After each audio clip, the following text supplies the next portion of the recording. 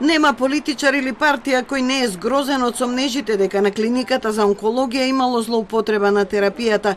Сите се единствени во барањето одговорност, а опозицијата додава и политичка одговорност. Председателот Стево Пендаровски констатира дека здравствениот систем потфрлил, со што е изгубена довербата кај болните од рак и се доведува во прашање квалитетот на лекување на секој иден пациент.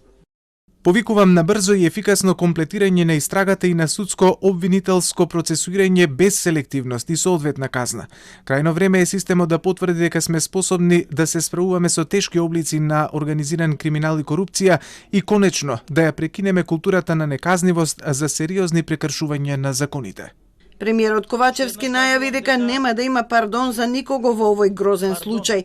Го разбира бесот и огорченоста на граѓаните, но побара да не се обвинува целата здравствена фела и случајот да не се политизира. Правото на протест во вакви случаи е добредојдено, затоа што врши дополнителен притисок врз институциите побрзо да ја завршат својата работа. Но уште еднаш повикувам случајот да не се политизира, бидејќи овде се работи за истражни действија кои што ќе бидат спроведени на најпрофесионален начин и во кои што нема да се прави пардон за никого. Нема да се дозволи никаков притисок. Ниту политички, ниту етнички, ниту било каков друг.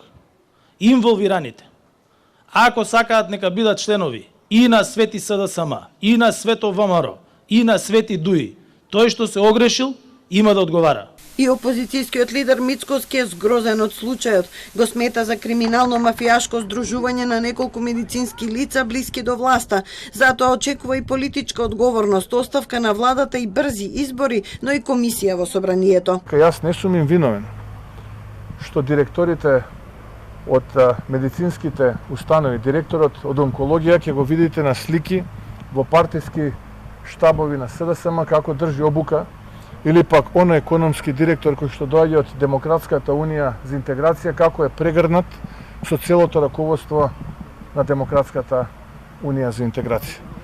Тоа се факти кои што целата македонска јавност ги гледа и да, јас сум против политизирање на човечки судбини и трагедии, но има факти кои што не можеме да останеме неми.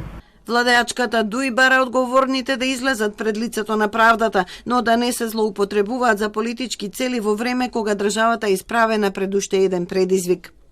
ДУИ ја поддржува акцијата на Министерството за внатрешни работи и обвинителството и повикува на вакви истраги и во други клиники и институции. Овие тврдења вклучуваат луѓе инволвирани низ годините и во администрацијата. Затоа партиите треба да се држат настрана од истрагите и да не ги компромитираат.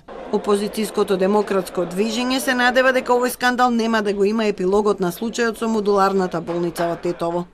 Во нормални земји за вакви случаи владите поднесуваат оставки по полициската акција на онкологија. Според сите показатели, ќе исплива на површина скандал од трагични размери.